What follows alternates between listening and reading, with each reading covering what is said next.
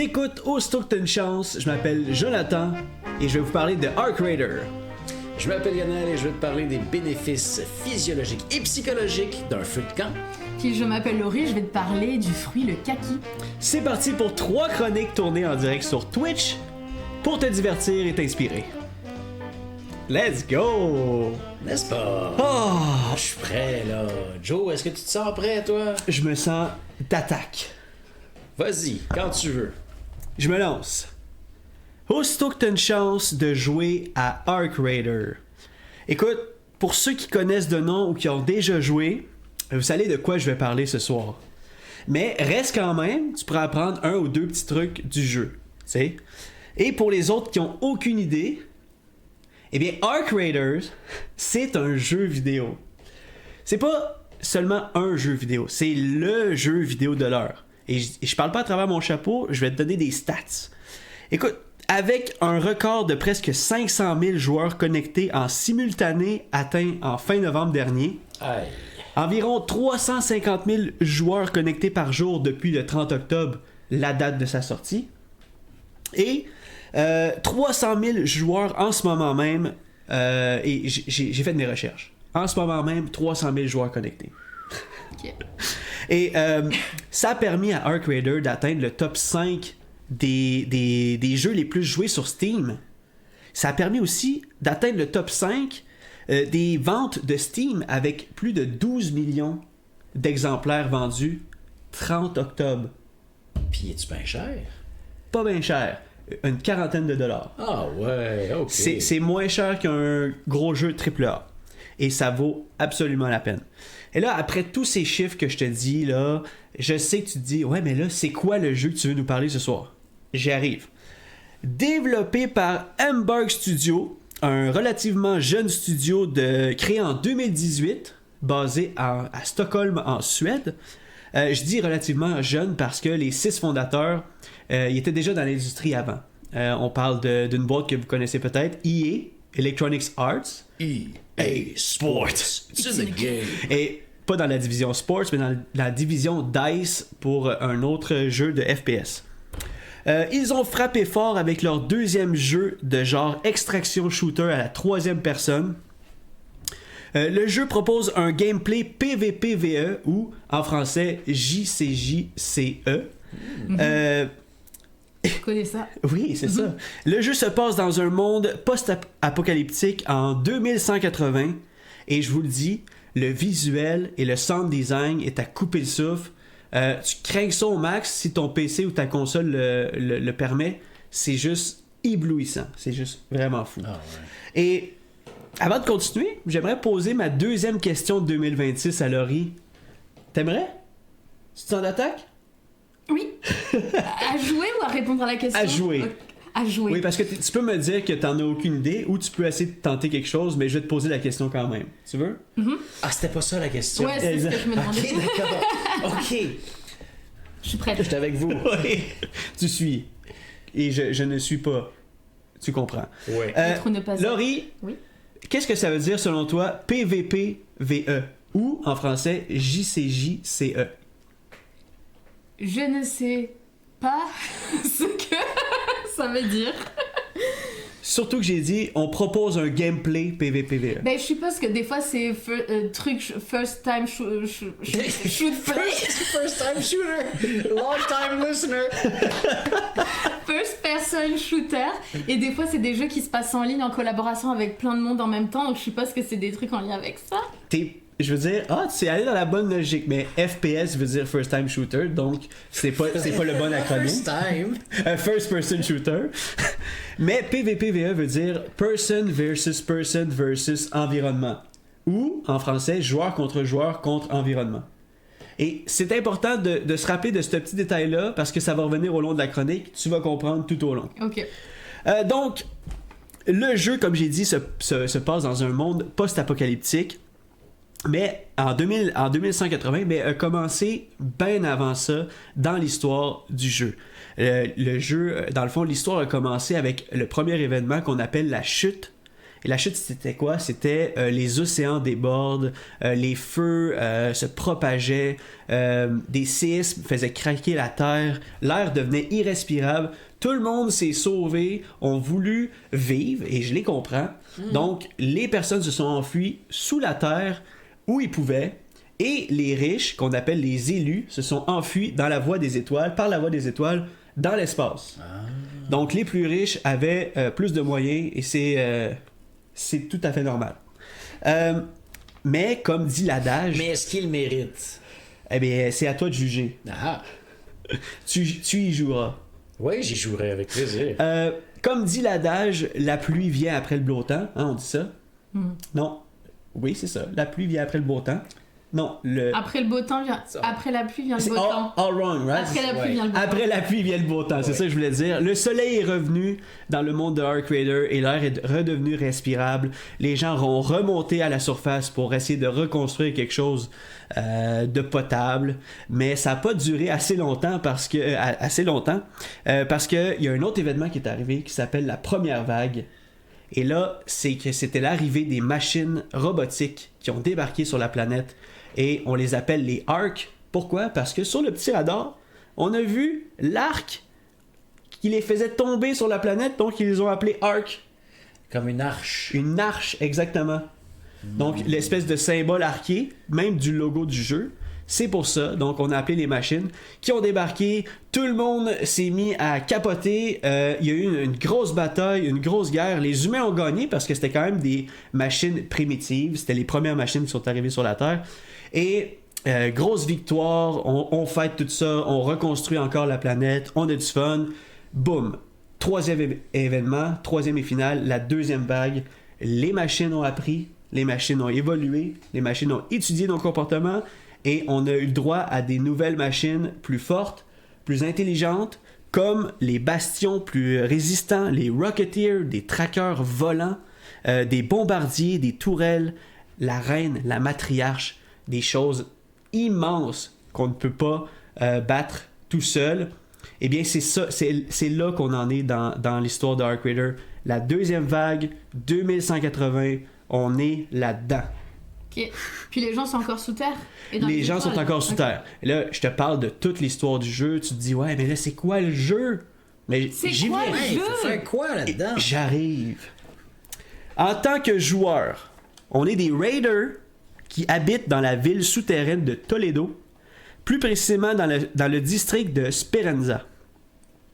On remonte à la surface en solo ou en groupe de 2 ou 3 pour des parties qu'on appelle des raids de 30 minutes maximum. On choisit de remonter à un endroit ou une région parmi plusieurs régions qui existent déjà, comme, je vais vous les nommer, Dam Battleground, qui est vraiment un vestige de la première bataille. Donc on peut aller vraiment revoir où a eu la première vague. La première bataille de la première vague, c'est ce que je veux dire.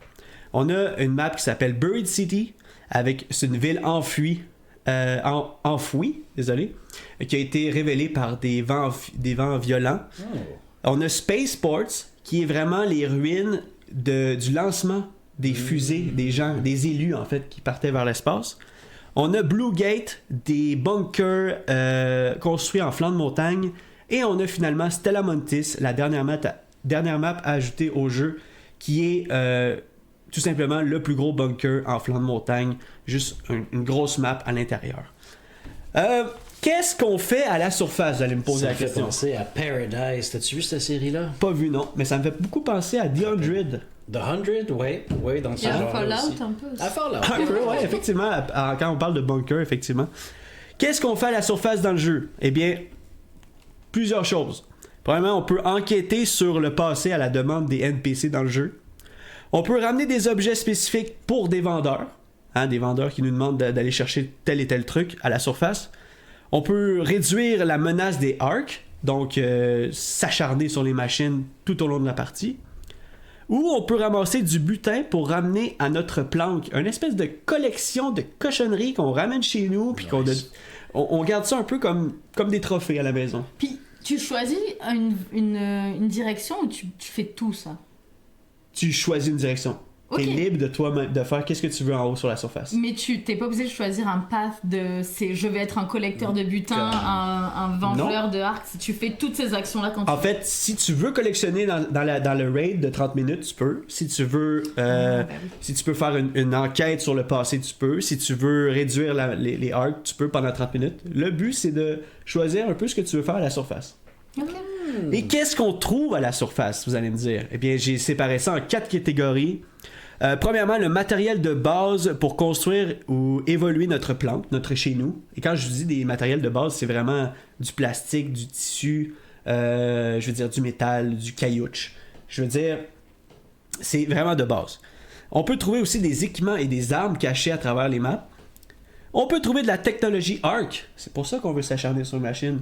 Pour trouver de la technologie ARC, pour de la recherche et développement pour le futur, ou bien même évoluer notre équipement, nos fusils. Ou bien, on peut trouver des objets du passé considérés comme des trésors pour se faire de l'argent à Esperanza. Donc, on prend les trésors en haut à la surface. Et quand je parle d'objets du passé considérés comme des trésors, on parle de toaster, on parle de machine à music box, une machine à musique, des vieux CD, des bottoms à café, tous des trucs qui valent rien aujourd'hui, mais que dans le jeu, ça vaut quelque chose. Des cartes à jouer. Ah ouais, trop bien. Tout Comme ça, Silo. Là, ça me fait penser à Ouais, ça Silo. fait penser à Silo à cette heure. tout ouais. ça, ça vaut de l'argent à Esperanza. Pendant qu'on est à la surface, on peut se battre contre des machines. Hein? C'est pour ça le PVE, Player contre Environnement. Pendant qu'on se bat, on peut être interrompu par un joueur qui va nous tirer dessus. Et là, on est vraiment dans la catégorie PVP, hein? Player versus Player. Ou on peut arrêter de se battre, moi et la personne, et s'allier pour combattre une plus grosse machine. Et c'est là que ça fait l'engrenage PVPVE, JCJCE.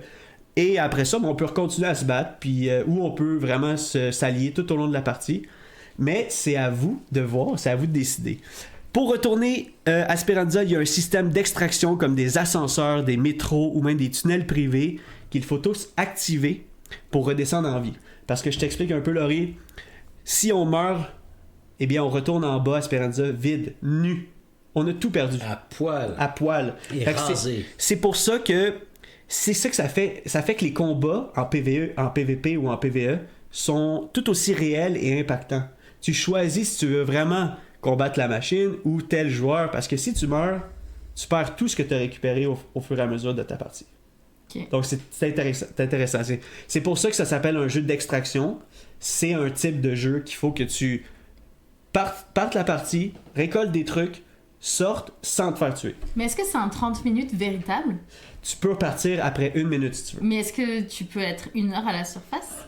30 Dans minutes. le temps réel de la vie? 30 minutes Ok, de la vie. vraiment. Ouais. Fait que c'est un peu un push your luck. C'est vraiment un push your luck. Tu peux te remplir ton sac, dire ok, je le remplis au maximum, mais quand tu arrives à l'extraction, il y a quelqu'un qui t'attend avec un fusil. Ça fait partie de la game. Mais, bonne nouvelle, les développeurs sont très actifs, il y a des mises à jour et ils nous ont confirmé que la façon dont on joue à Arc Raider modifie les parties que vous allez trouver. Je vous explique. Si tu joues beaucoup contre des joueurs, tu vas te ramasser dans des lobbies, dans des serveurs contre des joueurs. Okay. Si tu joues beaucoup en train juste de ramasser des trucs puis tu tires jamais ton fusil, eh bien tu vas rencontrer, en fait tu vas aller dans des serveurs, tu vas avoir beaucoup moins d'actions. Beaucoup moins d'actions de joueur contre joueur. Génial. Ça va être plus pacifique. Ouais, c'est bien. Donc, Ils tu ont peux compris. choisir une vibe. Ouais, c'est Exactement. Ils ont vraiment bien joué là-dessus. Le jeu est très bien fait. Il y a des systèmes de niveaux, de quêtes, d'arbres de compétences, de défis quotidiens. Je veux dire, comme tous les jeux, c'est addictif. Tu veux vraiment monter ton niveau tout le temps. Et pour ceux qui auraient fait le jeu au complet ou qui s'emmerdent un peu, eh bien, ils ont un système à côté qui s'appelle le système d'expédition, où ce que tu ramasses des cochonneries à la surface pour construire une navette, pour que ton joueur parte en expédition. Et quand il revient, il repart à 0. Et quand je dis qu'il repart à 0, on efface les quêtes, on efface l'arbre de compétences, on efface le niveau. Pourquoi tu me dirais on fait ça? Ben ouais. Bien, ça Pourquoi? vient avec un bonus quand même. Ok. Tu repars un nouveau personnage avec plus d'XP, plus de points de compétences à dépenser au final, plus de place dans ta planque. Il y a des petits bonus comme ça qui veut t'encourager à partir en expédition avec ton joueur. Alright. Au moment où on se parle, la deuxième expédition va commencer en février qui s'en vient. Donc, il y en a déjà eu une. Et puis, est-ce que vous allez embarquer dans la deuxième si vous jouez? Moi, je pense que oui. En parlant de recommencer le jeu, eh bien, j'espère que je vous ai donné envie de commencer à y jouer. Écoutez, c'est un jeu extraordinaire et je vous dirais pas comme sauter là-dessus parce que ça va changer votre vie, mais tout le monde y joue. Si vous connaissez quelqu'un qui a envie de l'essayer, partagez la chronique. C'était Jonathan Montagne et aussitôt que tu as une chance de jouer à Arc Raider. Merci! Yes, let's go! Merci Joe. J'ai plein de questions. Ben, on est là pour ça. Mais avant, Tout d'abord, reconnaissons le beau raid de Juste Kiwi qui nous est arrivé en pleine chronique. Merci Juste Kiwi. J'étais tellement à fond dans mon sujet parce que je suis passionné ces temps-ci d'Arc Raider que... Merci Kiwi, by the way. Merci Kiwi.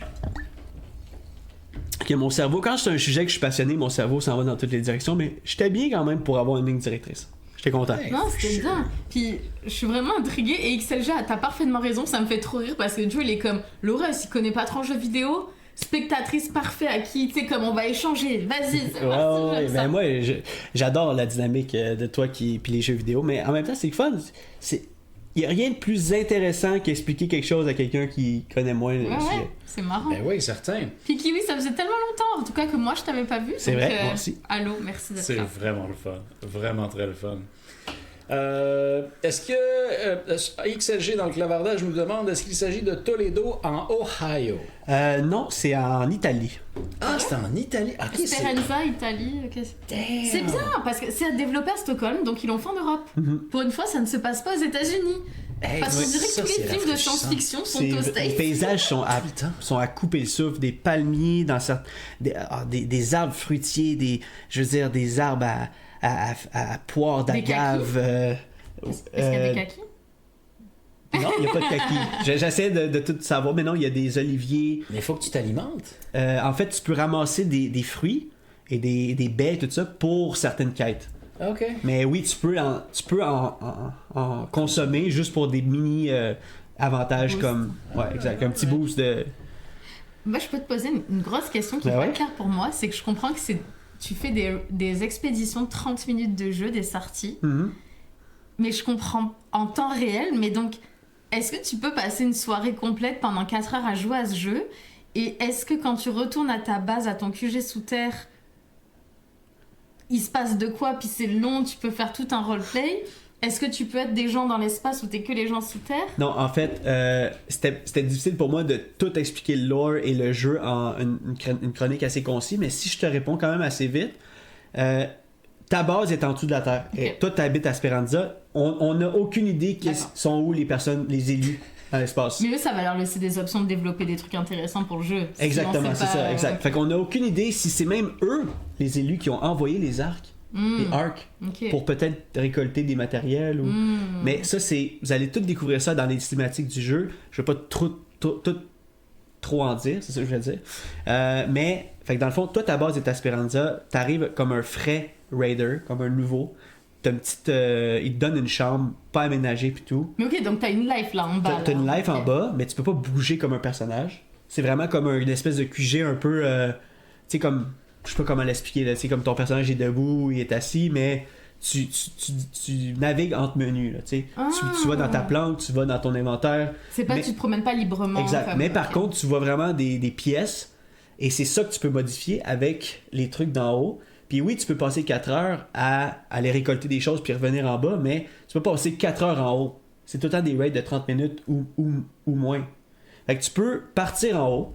C'est ça, oui. Tu pars en haut, tu pognes du métal, du tissu, tu tues un arc, tu rencontres un joueur, t'es comme « Hey, t'as-tu besoin de quelque chose? » Ou carrément on se tue puis parce que lui il t'a tiré en premier. Moi, mon gameplay, c'est que j'aime tuer personne.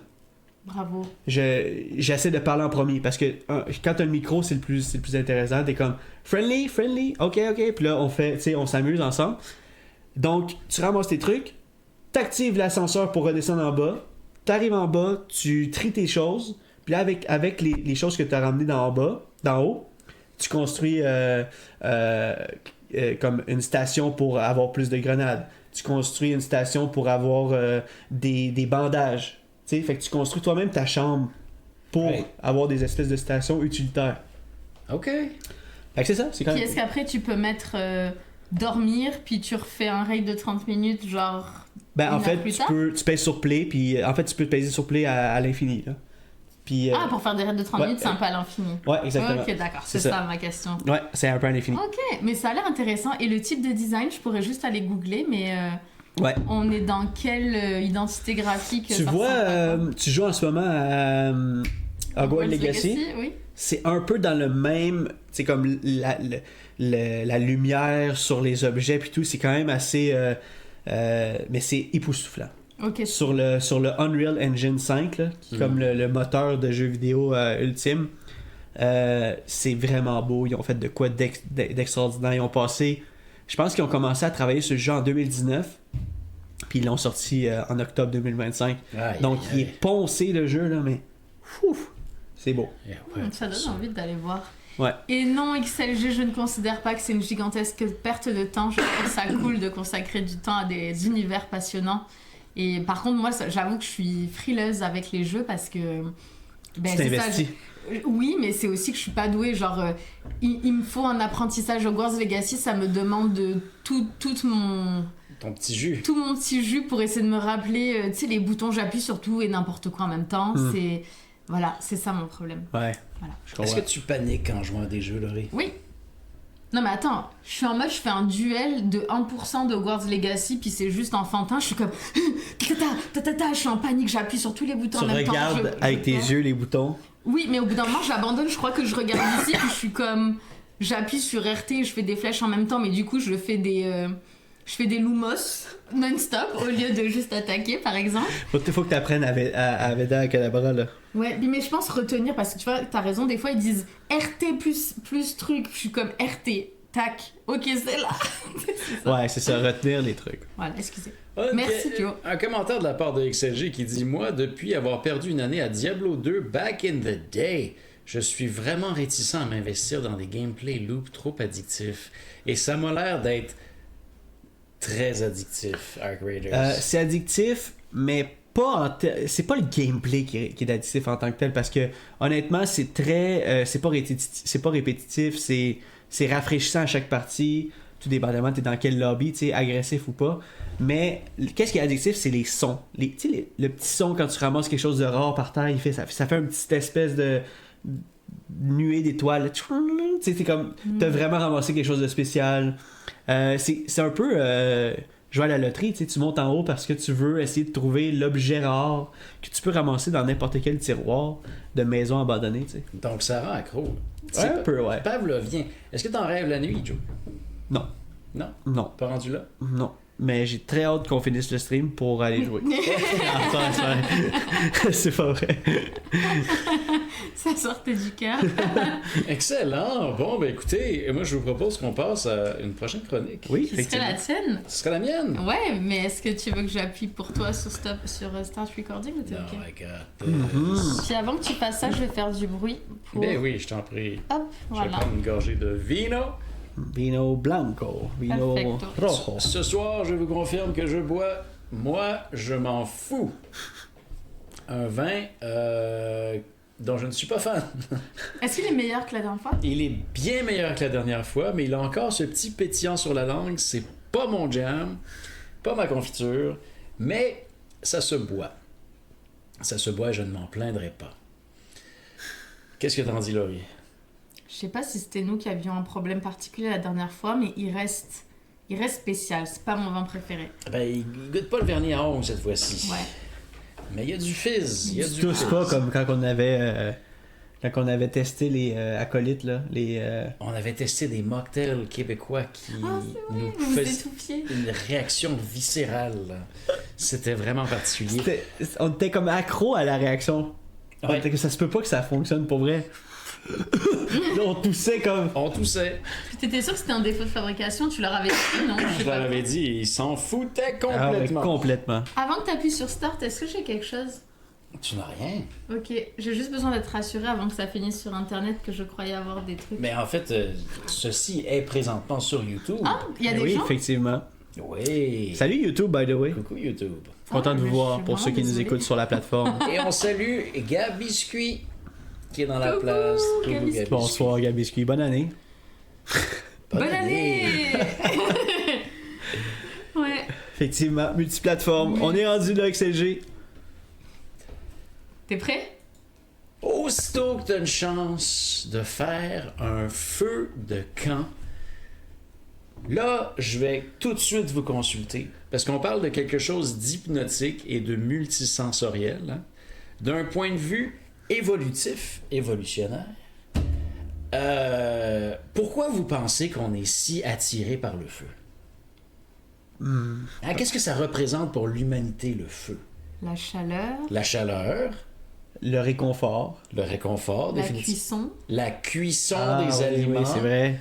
Qui nous donne un apport calorique avantageux, une meilleure digestion de bouffe protéinée, La survie. la survie, définitivement. La survie en quel sens? Dans les places où il y a de l'hiver ou de la neige ou de la glace. Ou Où ça fait peur aux animaux. aux animaux sauvages. Les mouches! Exactement, les insectes. Toutes ces choses font en sorte que, au niveau de l'évolution, on a appris à aimer le feu. C'est aussi une espèce de nexus social qui a des effets très puissants. Ah, j'adore. Et vous savez, quand on est autour d'un bon feu puis qu'on se sent plus relax, là, c'est pas juste une impression. Des résultats de 3 études conduites en 2014 sur 226 adultes ont démontré qu'une exposition à un feu de camp ou un feu de foyer menait à une réduction consistante et significative de la pression artérielle. Oh, wow! C'est pas des farces. Rien de moins, là. Mais c'est parce que devant un feu, on peut pas être comme ça et stressé. On est obligé d'être comme un peu comme à écrapou, on regarde les flammes. On est dans sa tête, on respire mieux peut-être. Absolument. À part quand on a la boucane dans la face. Et c'est pas juste les vrais feux qui font cet effet-là de baisse de pression artérielle. Les feux de foyer simulés fonctionnent tout particulièrement quand il y a du son d'associé, quand il y a des petits... tu sais, C'est pas pour rien que les chaînes YouTube de feu de foyer fonctionnent autant. ça pogne tellement.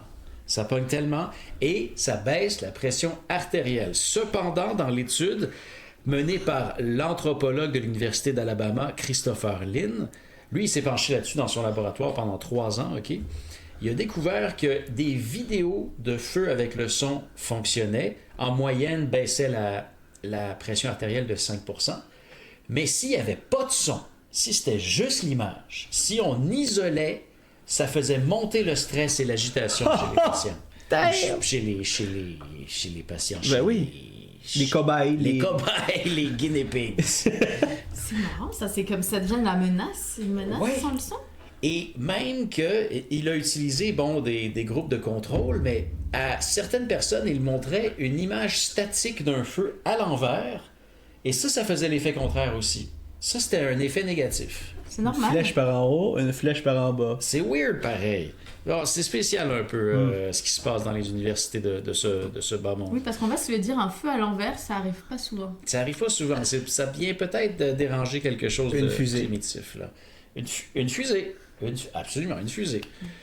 Fait que plus tu es exposé à des images de feu qui sont multisensorielles, qui sont accompagnées de sons, plus c'est efficace sur ta pression artérielle. Bien entendu, dans la vraie vie, tu vas avoir la chaleur, tu vas avoir l'odeur, tu vas avoir vraiment un beau bouquet de sensations.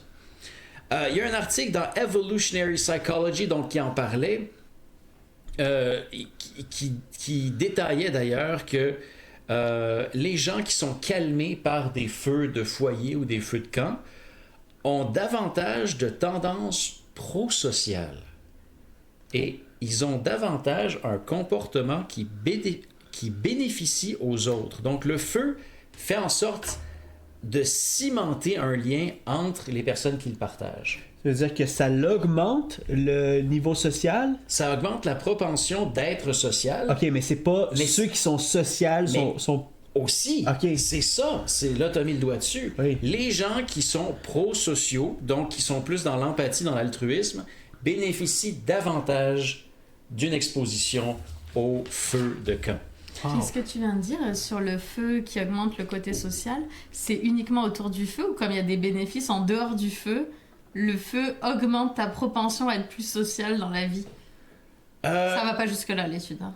Non, ça va pas jusque-là. Okay. En fait, c'était vraiment un résultat immédiat, mais ça nous montre un espèce de flashback à l'âge de pierre, si on veut, à la guerre du feu, si on veut, où est-ce que les gens se recueillaient la nuit. Ça augmentait aussi les heures éveillées pour les hominidés de l'époque. Avoir un feu, ça étendait la journée. OK, oui, ben oui. Ça fait en sorte qu'ils pouvaient rester actifs et alertes pendant 16 heures, par exemple, 16 heures de temps. Et ça crée une espèce d'adaptation au niveau du cerveau aussi. Et puis, le feu, bon, c'est quelque chose qui requiert un certain défi de le créer, de le maintenir. Et donc, ça faisait en sorte que l'entraide rentrait au poste et ça tissait des liens plus solides dans la société. Tout est logique. Tout est logique. Là où ça vire vraiment intéressant et vraiment whack. C'était déjà intéressant. Ouais. Ah, ben, mes hommages. Encore plus intéressant. Et whack. Le feu vient jouer sur le sommeil. Là, vous allez vous dire, ben non, mais ça tient éveillé la lumière, mais on le sait que en camping, on dort-tu bien pareil? Ben, même sur le bord d'un feu de foyer, là. Oui. Tu tires une bûche sur le bord du feu de foyer. Ton lit, là, tu le tires un petit peu sur le bord du feu, là. Ben, c'est hypnotique. C'est hypnotique. Ouais. C'est hypnotique. Vous savez, c'est quoi le REM? Pas le train, là. Ouais, c'est ça que je m'en allais dire. And everybody hurts. REM. REM, Rapid Eye Movement, c'est ce qu'on appelle le sommeil paradoxal, OK? C'est les séances où les rêves sont les plus vifs, vivides, où le cerveau consolide la mémoire pendant qu'on fait dodo. Ah, tes yeux fermés, tes pupilles, ils font comme... Exactement. C'est vraiment ce moment-là. Puis c'est super important pour la cervelle, ça, parce que ça vient consolider la mémoire procédurale ou les mémoires procédurales long terme. Ça permet de retenir les compétences pour répéter des tâches qui ont été apprises en journée.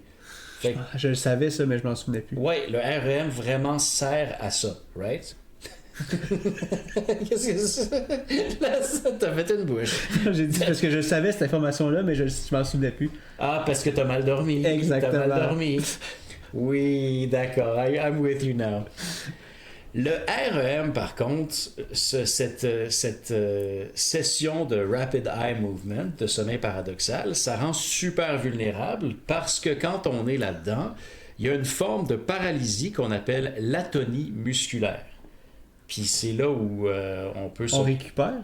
Ben oui, on récupère, mais on peut pas bouger notre corps. Oui. Okay. C'est là où on fait les terreurs nocturnes. Terreurs nocturnes et tout ça. Okay. Le succubus, incubus, toute la kit. Oui. Donc, dans cet état-là, c'est sûr et certain que les vilaines bêtes qui rôdent pour te bouffer, ben c'est pas idéal comme situation. Ben oui, j'avoue.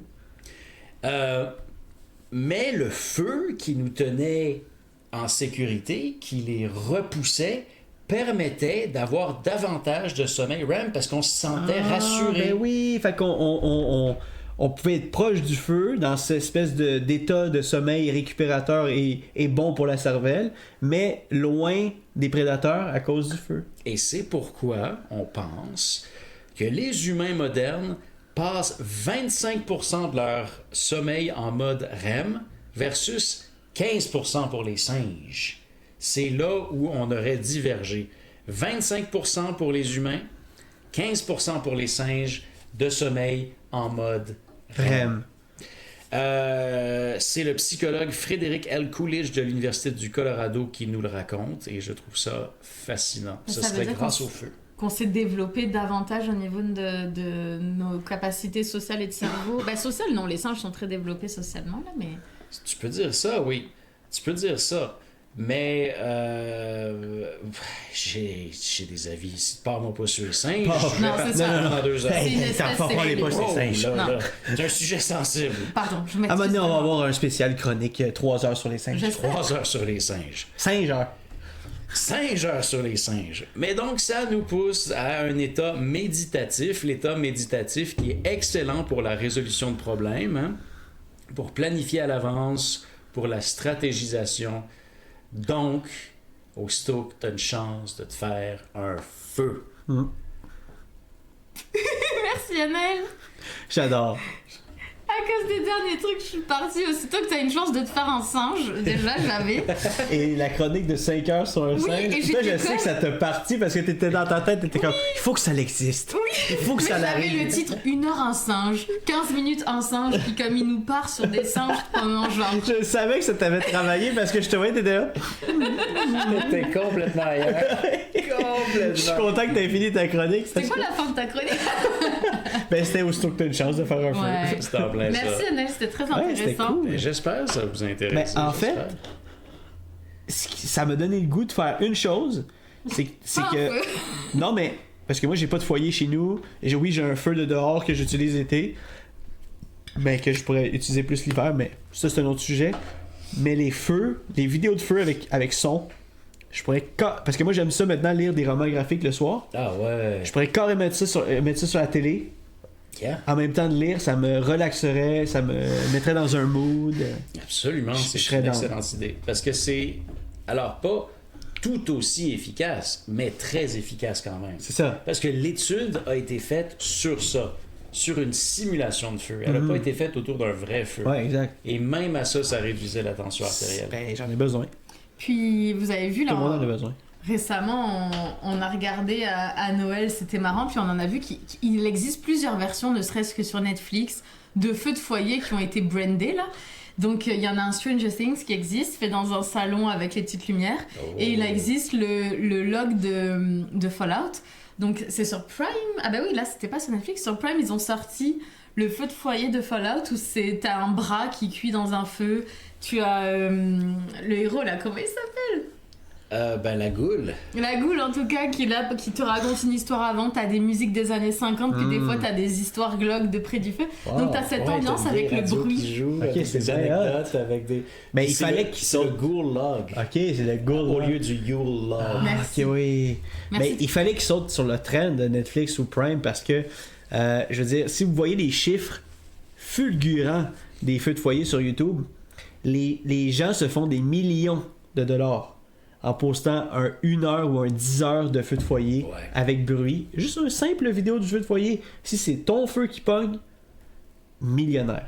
C'est fou quand Sure même. hein. thing. Puis c'est marrant parce que ça a longtemps été un truc, je m'excuse, je crois, que ça a longtemps été quelque chose de ringard d'avoir un faux feu de foyer chez soi, tu sais, ambiance, tu mets des images et tout. Donc ça veut dire qu'il y a comme une acceptation de ce côté quétaine, puis une mise au goût du jour qu'on aime tous, puis il y a des bienfaits. C'est fou. Il y a des Il y a bienfaits. vraiment des bienfaits. Dites-moi, est-ce que les gens nous parlent? Yes. Il y a eu beaucoup de jeux de mots avec le feu. Je veux dire, on a parlé de logo, on a parlé de chansons, on a parlé... Quelqu'un a parlé de la démission du premier ministre québécois? Ben Pascal. oui, Pascal nous a dit Legault sentait le feu, mais bon, il y avait plus de son. Fait que... Il allait pas bien. Ouais, il est parti. Et Xavier nous dit sûrement que c'est qu'on associe de dormir à côté d'un feu comme une protection contre les prédateurs. Et tu as répondu justement avec ça par rapport à la paralysie du sommeil aussi que tu nous as bien expliqué. Effectivement, t'as tout vrai. T'as tout vrai. Et Mouette nous faisait le jeu de mots ultime du feu qui nous dit que c'est pour ça qu'il va choisir la crémation comme façon d'être, comment qu'on dit? Incinéré. Incinéré, c'est ça. Oui. Hey, tu vas-tu avoir la sainte paix, tu penses? Ouais. Hashtag je choisis la crémation. On part ça. M'excuse. XLG nous dit également Donation Gold pour que Joe s'achète un four à pizza extérieur. T'aimes ça? C'est sûr, j'aimerais ça. Je le vois tout le temps dans les chroniques de le chef, là. My God. Bob, Non, j'ai déjà oublié. Celui avec la tuque qui fume des battes sur Instagram. fume des balles. Laurent Dagenet. Ah. Laurent Dagenet, ok. Laurent Dagenet. Ça manque à ma culture, ça. Lui- Surtout que j'ai une chance. Lui, il a un four à pizza extérieur hallucinant. En plus, il s'est fait faire la céramique, le support de son feu en céramique par un de mes amis que je connais aussi. Ok. Ah ouais. Donc, ça a l'air incroyable. Trop bien, ça. Mais lui, il a vraiment explosé là, pendant la COVID. Mais est-ce que vous aimez le feu? Est-ce que c'est comme quelque chose que vous avez souvent l'occasion de côtoyer, qui vous fait du bien? Est-ce que vous comprenez ce que Yanaël nous raconte? Ouais. Voilà. Toi? Est-ce que t'attendais la réponse? Ouais, j'attends que ça vienne et on se tait pendant ce temps, on profite des sons. Oh! Et Signe Maurice Tremblay nous dit: ma carrière est de combattre le feu. Hell yeah. Merci Un pour pompier ton dans la service. plastre. Signe Maurice, j'adore. J'adore que tu interviens justement dans ce moment où ce que clairement le feu, tu t'y connais, mais toi qui es dans ta combinaison, tu entends le bruit aussi. Donc, est-ce que tu peux dire que t'es quelqu'un avec comment on dit ça, le truc que tu dis, la tension artérielle basse, tu penses?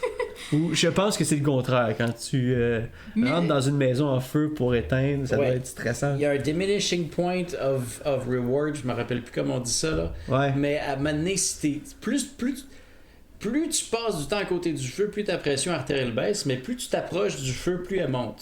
C'est ça, That's exact. the thing. Mais par contre, mon TDAH n'aime pas la sensation de la fumée sur les bras, le reste c'est magnifique du feu, nous dit Dr. Han. Mais je repose la question à Maurice, c'est quand tu travailles là-dedans, est-ce que tu as la même approche et tu arrives à te détendre en camping ou en extérieur, à t'asseoir autour d'un bon feu, où C'est le une bonne feu question, ça aussi. égale genre Ouais, un trigger. trauma, danger, trigger, voilà. peu Trauma, importe. exact, ouais. Nous avons Mais oui, aussi- c'est ça, il y a Tran qui nous parle de la sensation du feu, sur la fumée sur les bras.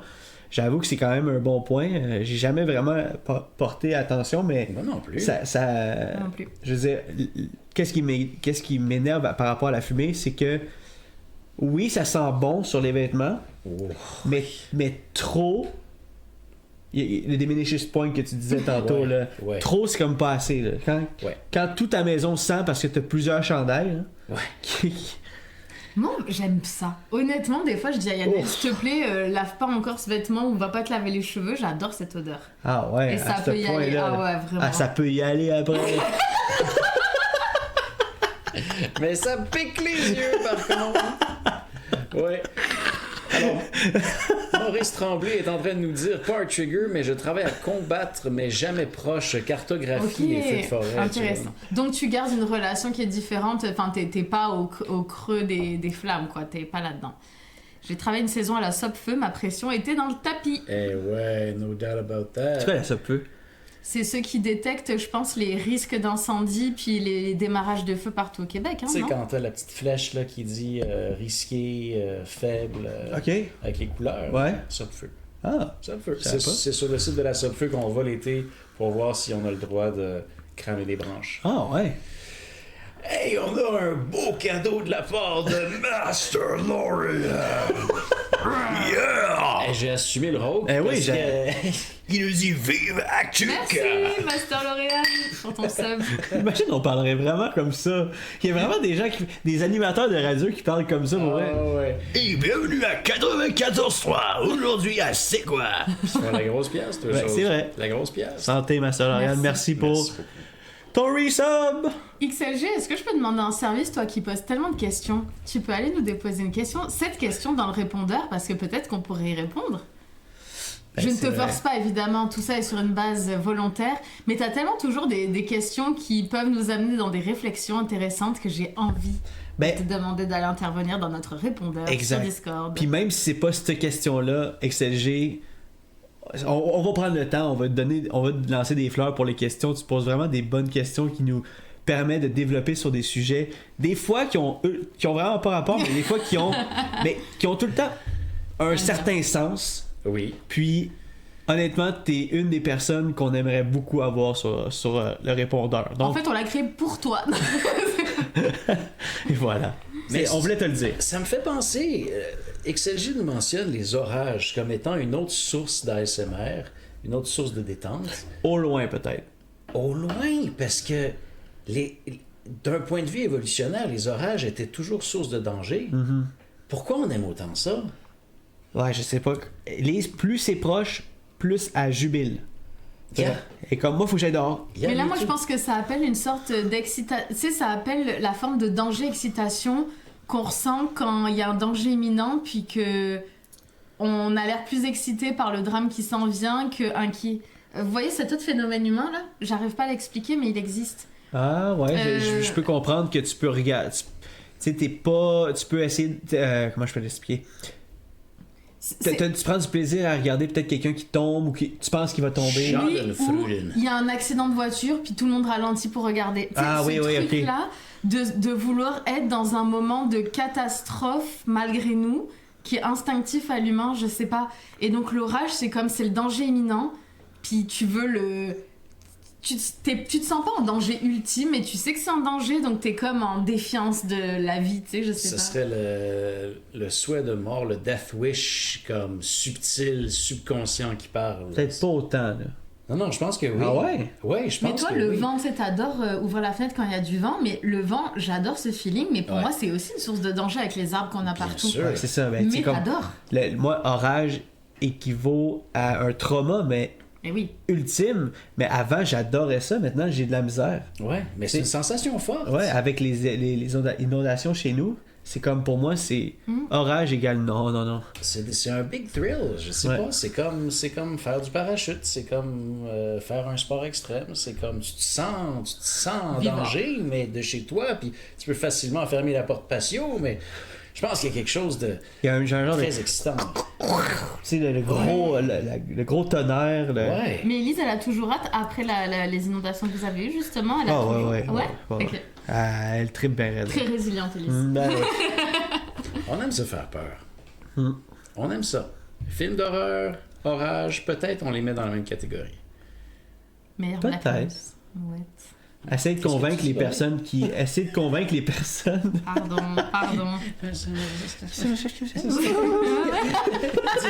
Dis-le juste plus fort, là. C'est parce que j'ai réalisé que j'ai... Pardon. Excusez-moi. Non, vas-y. Ah non, continue. C'est parce qu'elle avait commencé sa chronique. Ah! Certaines choses. Le kaki. Les orages, meilleur Black Noise, nous Ouais. disait Mouette, et un feu dans l'orage, c'est-tu trop relaxant? Ben oui, tu mets les Le deux sketch. ensemble. Coucou le sketch. Mais ça existe, hein, des tornades. Qui- Des tournades. Les tournades. C'est tout ce que je voulais dire. Ça existe, Non, mais ça existe, des tournages. Ça s'en vient, XLG, ça s'en vient. Aïe. Non, mais ce que je voulais dire, c'est des tornades qui passent dans un feu et ça fait une tornade de feu. Ah ouais, sure. C'est beau. Sure. Ça se peut, ça. Ah, t'as aimé ça, mais c'est pas. Allez. Ça existe des tornades. Oui. Maurice qui nous dit le tonnerre, c'est l'aspect profond du champ sonore extérieur. Pour moi, c'est mon remède quand je suis trop à l'intérieur. Oui, t'as quand même mis le doigt dessus. Wow. Ça, je vais la relire ta beau, phrase. ça. Exact. Ouais. C'est. Je vais mettre ça sur mon épitaphe, je pense. Damn, you should. Yeah.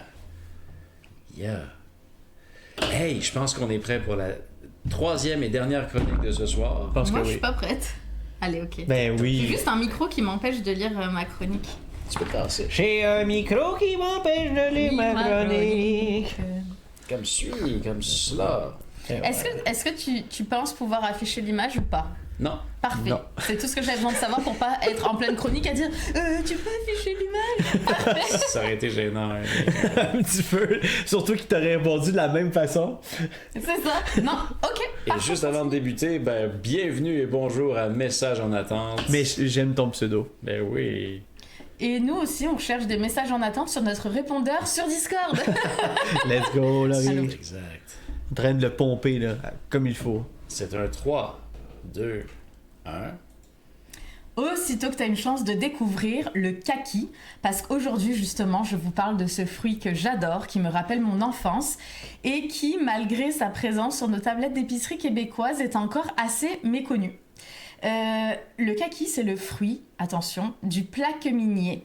Oh. Oui, c'est un grand mot et c'est aussi une grande fierté que j'avais quand j'étais petite de faire semblant en fait que j'avais de la culture générale et de dire le kaki, son arbre c'est le plaque minier. Donc je vous lance le défi de placer ça dans une conversation de bureau ou de café très prochainement. Sais-tu, j'ai toujours cru que c'était plaque meunier.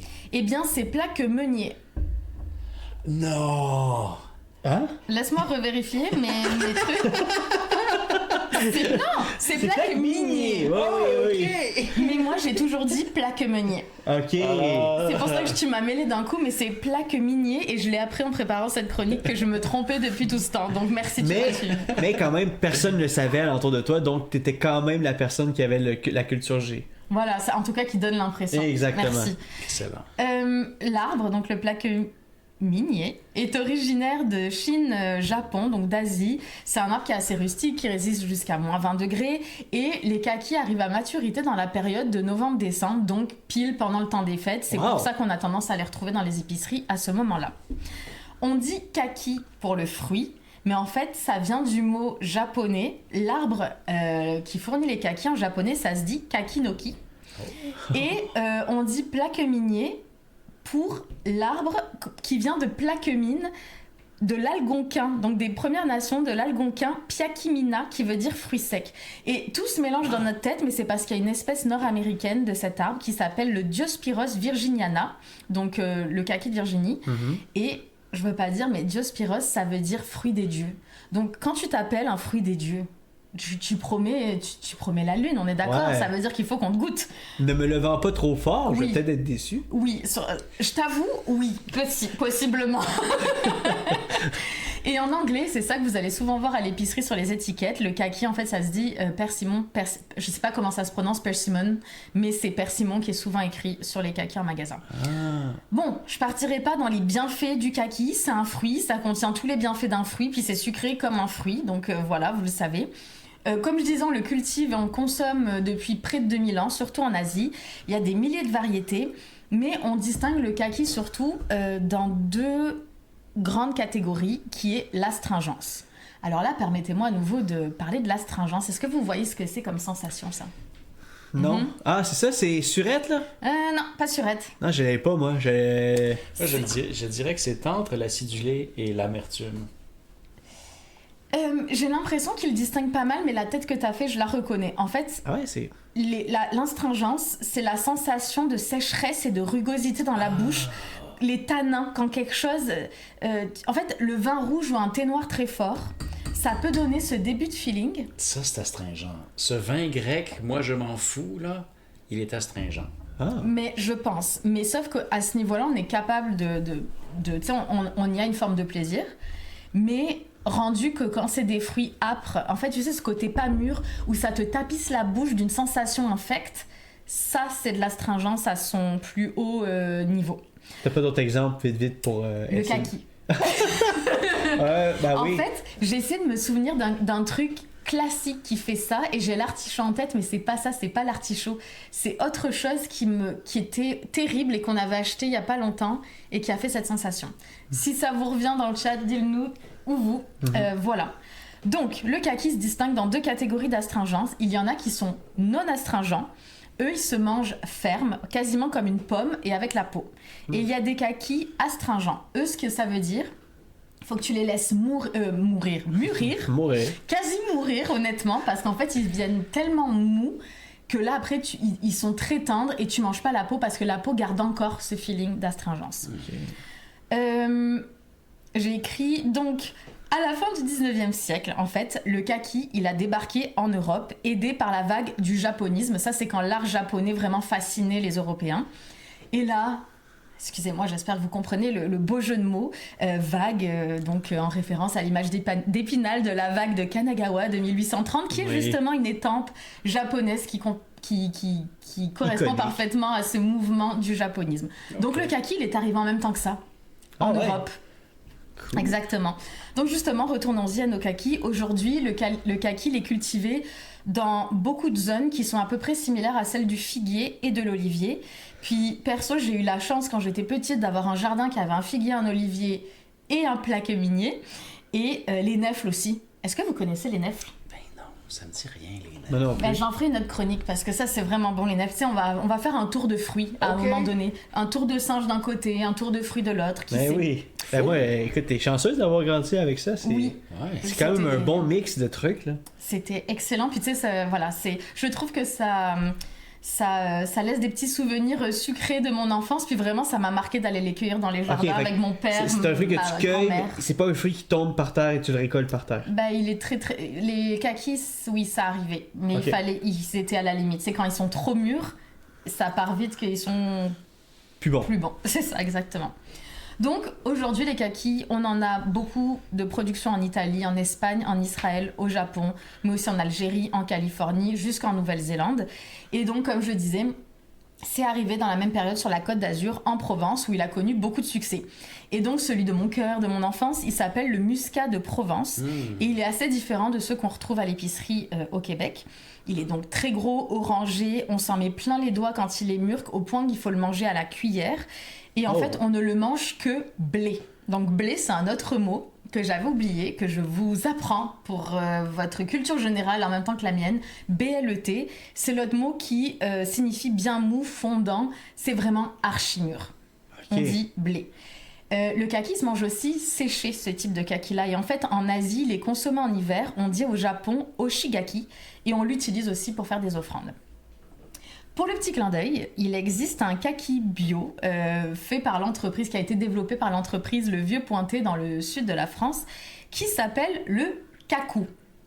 Et là, je vous demande, savez-vous ce qu'est un kakou en Provence? Kakou. Comme dans Ellie Kakou. Toi, t'as entendu parler de cette vidéo? Oui. Ok, parfait. Je connais l'humoriste. Ouais, ben justement, je peux pas m'empêcher, j'allais en parler.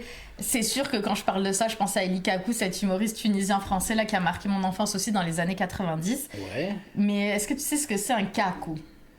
Un cassos. C'est quoi un Aucune idée. cassos? C'est quelqu'un d'un peu déjanté et farfelu. Un kakou, c'est un peu déjanté et farfelu parce que c'est quelqu'un qui est un peu prétentieux, tape à l'œil, qui cherche l'attention puis qui a la limite du ridicule. C'est, on va dire, mais arrête de faire ton kakou un peu. Voilà, ça c'est un peu les expressions du sud de la France. Ton foufou. Ton foufou, Ton ton... foufou, un peu douchebag. Ton intéressant. Ok, On revient là-dessus, dans cette optique-là Un aussi. douchebag et kakou un peu, Ok, tu vois. un espèce de Frimeur. frimeur, c'est ça que je Frimeur un cherchais. peu ridicule, Qui roule des exactement. mécaniques. Ouais. Un frimeur farceur. Exact. Donc bref, si tu n'as jamais goûté le kaki, il est temps. Puis si tu as goûté et que t'étais pas convaincu, j'ai envie de te dire, goûte-en une autre variété quand t'en as l'occasion. Faut se le dire, c'est un certain prix. C'est $11 les 6 environ à l'épicerie en moyenne. C'est pas le fruit le moins cher. Il est limité, il est saisonnier. Mais moi, j'ai lu une BD il y a pas longtemps qui s'appelle Le bestiaire des fruits, qui a été fait par la BDiste québécoise Sviane. Et elle, en fait, par amour de découvrir les fruits, ce qu'elle a fait, c'est qu'elle a fait un portrait de plein de fruits qu'elle connaissait pas, puis qu'elle était testée à l'épicerie, puis elle nous fait son petit rapport sur chaque fruit. Et donc, je trouve... Mais, en BD. Oui, en BD. Wow. Et en fait, j'ai trouvé ça inspirant. Suite à la lecture de son livre, je suis allée tester les grenadilles, enfin plein de petites affaires. Et c'est chouette de vivre ces expériences gustatives sans non plus cramer son budget. Mais c'est clair que c'est un budget. Donc, C'est des petits luxes. Ben c'est oui. des petits luxes du quotidien. luxes. De On temps s'entend en que c'est temps. tellement bon pour la santé, ces luxes-là. Ben Oui. C'est pas un rouleau suisse ou un Joe Louis. Voilà, c'est différent. There you Au pire, go. tu t'en C'est un- achètes un ou deux. Un tu sais. kaki, c'est ça? Tu goûtes.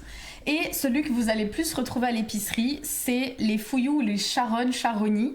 Eux, c'est les fameux kaki pommes qui se mangent plus croquants. Mais je te le dis au cas où, faut pas attendre trop longtemps. Mais si tu attends suffisamment longtemps, il y a le bout et le cœur qui vont développer le petit côté gelé qui rappelle les plus fondants. Mais ça Blé. reste quelque chose de croustillant, tu sais, de croquant avant tout. Ah ouais. Et l'autre, c'est le kaki vanille. Donc lui, il se trouve plus rarement. Il va être fondant, parfumé, extrêmement coulant. Et donc, c'est celui qui se rapproche le plus de celui de mon enfance. Wow. Je terminerai cette chronique avec un exercice de diction. J'arrive même plus à parler et je m'apprête à faire un exercice de diction. Donc, vous allez répéter après moi, Yanaël puis Jonathan. Actuc de faire ton cacou avec le kaki. Actuc de faire ton cacou avec ton kaki. Merci. Ton kaki, le kaki. Ton. Ton kaki. Le Le. kaki. Le kaki. Ton le kaki. Ouais. Ah, Actuc de faire ton cacou avec ton le kaki. Ton le kaki. Ton le kaki. Ton dans le kaki. Ton dans le gaiement. Merci beaucoup, Laurie. C'était une formidable chronique. Yeah! C'est avec le kaki. On qu'on fait le arrose- caca. J'ai attendu que ça soit fini l'enregistrement. Mais on est encore sur YouTube. Eh oui, mais YouTube! Salut YouTube! YouTube, il aime ça! Il y a vraiment des exclusivités. YouTube a des exclusivités. Allez sur YouTube. Alors, nous avons des commentaires dans la plastre pour toi. Ben Laurie. oui. J'ai déparlé beaucoup, je m'excuse. Hein. Ben Ah, non, pas tant. Voyons donc. Maurice Tremblay demande entre le fruit des dieux et le fruit des dragons, qui gagne? Kaki qui gagne. Laurie, c'est pour toi la question. Je suis en train de réfléchir. Je pense que c'est important de prendre une pause pour réfléchir des fois à notre réponse. On s'entend-tu que la réponse c'est carrément le fruit des dieux? On n'a pas Ouais. autant besoin de réfléchir que ça. Je suis d'accord, mais tout d'un coup, le C'est dragon à était cause des digne. dieux que les dragons existent. Quelle théologie! Non, mais c'est parce que le fruit du dragon, ça goûte à rien. Ça goûte Oui, Ouais, c'est vrai que c'est c'est vrai. C'est Mais si tu le manges blé, il est meilleur. Ben oui, j'imagine. C'est bon, vous allez utiliser des Ben mots. oui. Dran nous dit pourquoi plein d'arbres avec la finale de Virginie comme austrière? Mais c'est une très bonne question, digne d'une chronique ça aussi, parce que j'ai été surprise, je comprends pas pourquoi tout vient de Virginie. T'as raison. Ah. Et le cerf de Virginie, on en fait quoi? Ah oui, le sort de Virginie. J'ai mal compris. Je pensais que vous parliez comme du dernier épisode de la série Virginie. J'étais loin, là. Ah oui, je pense. Pourquoi plein d'arbres avec la finale du dernier épisode de Virginie comme ostrier? Puis tu sais, on vivait dans Hochelag jadis, juste en face de l'école où ils avaient tourné jadis Virginie. Ah ouais, c'était là. C'était là. Ah, c'est vrai, tu me l'avais déjà dit, je pense, comme Puis anecdote. Il y avait plein d'arbres. Fait que je pensais que Dran nous parlait de notre ancien appart. J'étais mêlé, là. Parti loin. T'étais parti loin, là. J'étais, aïe, aïe, j'ai trop de vin. Un peu. de vin. Moi, je m'en fous. Est-ce que tantôt on parlait de trucs astringents. On a eu des personnes qui nous ont demandé est-ce que la banane trop verte, comme disait Sandy Dream, Je pense qu'il peut y avoir de ça. Mais il y a vraiment quelque chose La de châtaigne d'eau? marquant. Ouais, la châtaigne d'eau, ce serait un Ça, je sais pas ce que ça goûte, pour être honnête. water chestnuts. chestnuts roasted. Mais oui, des marrons ou des châtaignes pas assez mûres et tout. Oui, ça fait ce feeling. Oh, ça m'énerve, ça va me revenir le truc. Le sketch nous dit François Legault, ça a l'air qu'il aimait beaucoup ce fruit. C'est un caquiste, après tout. Mais c'est vrai? Un kaki. caquiste. Caquiste. Bonsoir Nick Desmontagnes, comment ça va? Ah, ça va Nick. Un chapeau, dont un kaki, lui dit Dran. C'est pas un képi, Dran? Actuc de... C'était quoi, moi? Actuc de te kaki le cacou avec... Actuc de... Avec un coquin Avec un coquet. coquin képi. Coquet. XLG nous Un dit... croc épic. Un croc et quoi? Le croc épic. C'est quoi ça, le croc épic? C'est un animal. Le croc épic, c'est une espèce de paquet avec des petits bâtons, puis tu trempes le fromage. Un pic et croc. Pic et croc? Pic et croc. Oh, j'aimais ça quand j'étais petite. Ça, c'est pas astringent. Non. Non. Non, c'est pas bon. Un pic et croc. On a un commentaire de la part de XLG qui nous dit Fun fact, le chevreuil se trouve uniquement en Europe. C'est le cerf de Virginie en Amérique du Nord. Ah oui, c'est ça, oui. C'est vrai. C'est vrai. Quand tu te promènes au Québec, puis que tu regardes, puis tu dis c'est un chevreuil, c'est pas un chevreuil. C'est un mensonge. C'est un cerf de Virginie. Tu te Tout le trompes. temps. Pour vrai? Tu te Oui. trompes. J'avais oublié cette information-là Incroyable. parce que j'ai pas assez de sommeil REM, mais il y a pas de chevreuil. C'est sérieux? C'est sérieux. Mais pourquoi on parle tout le temps des chevreuils De l'île de l'île Bob-Boucherville, là, ouais? Me semble que Les oui. chevreuils de Longueuil. Tout le monde se trompe? C'est les cerfs de Virginie de Longueuil. Ben voyons. C'est- Mais ça se dit pas Ça bien. se dit pas bien. Les cerfs de Virginie de Longueuil.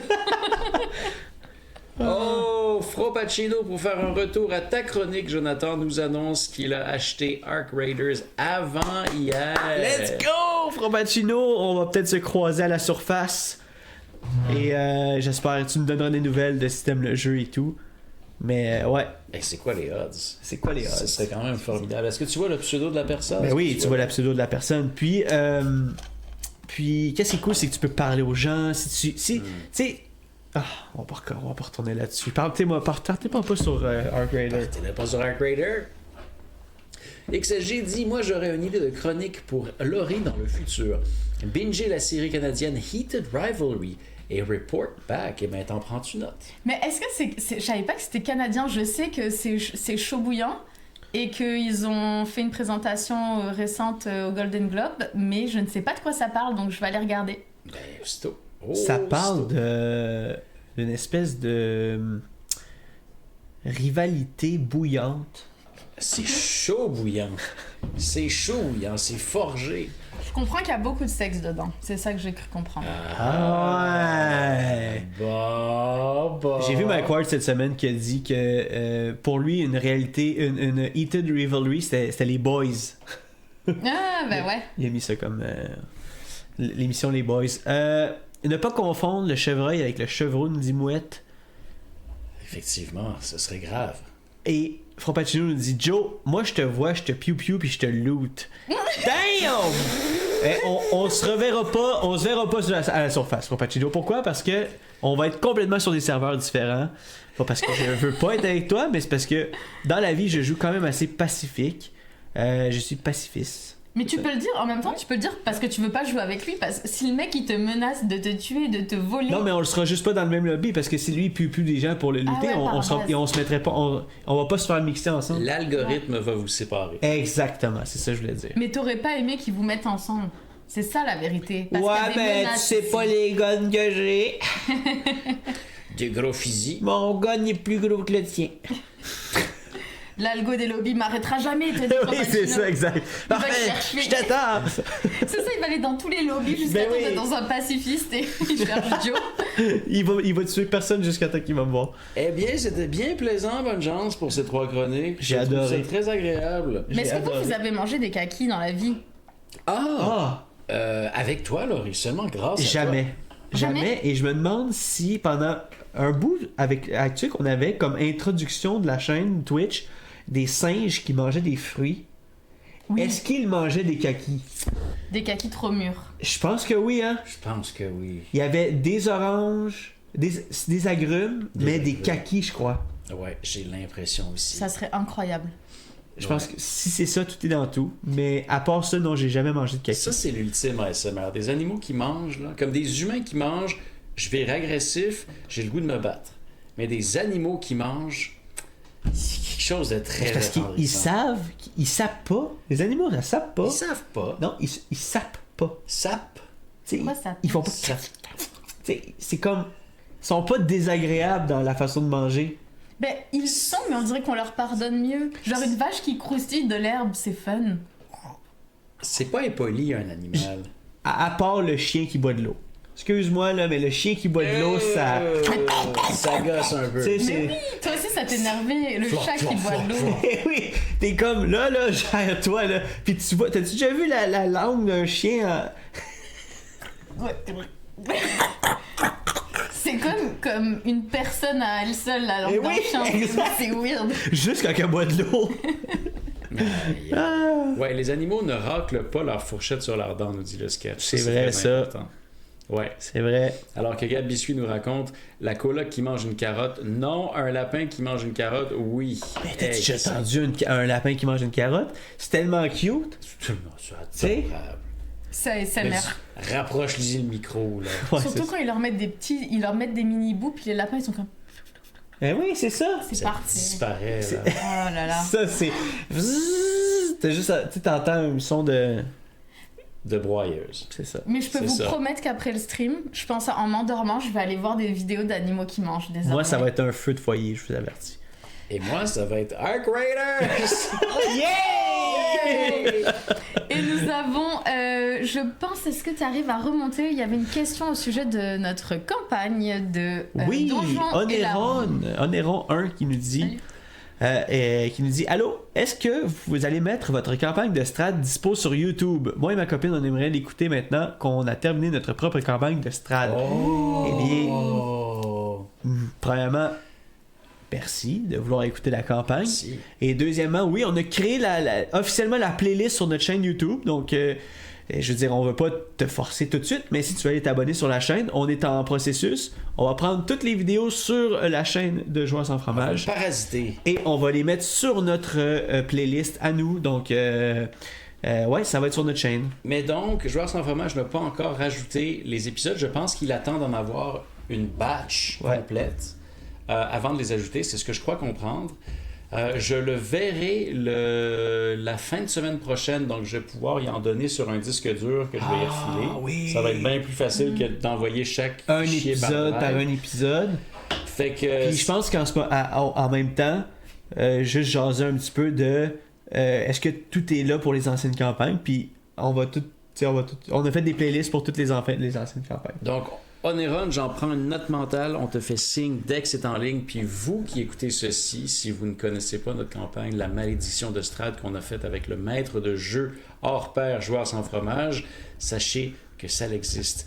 Et vous pourrez retrouver toutes ces belles choses sur nos divers réseaux sociaux, on va les annoncer. Exactement. Fait qu'abonnez-vous au Discord, abonnez-vous à YouTube, abonnez-vous à Facebook. Exactement. Instagram.